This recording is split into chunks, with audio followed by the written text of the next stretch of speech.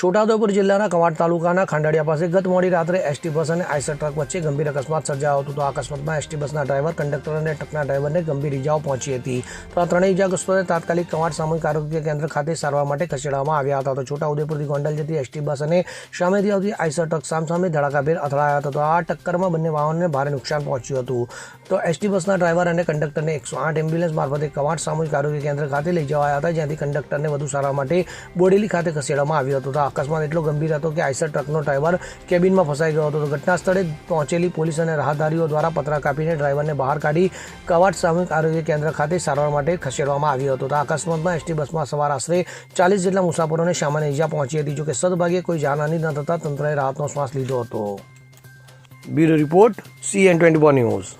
હવે જુઓ દેશ દુનિયાની તમામ ખબરો તમારી આંગળીના ટેરવે. ઉઠાવો મોબાઈલ અને ગૂગલ પ્લે સ્ટોર પરથી ડાઉનલોડ કરો અમારી CN24 ન્યૂઝ મોબાઈલ એપ.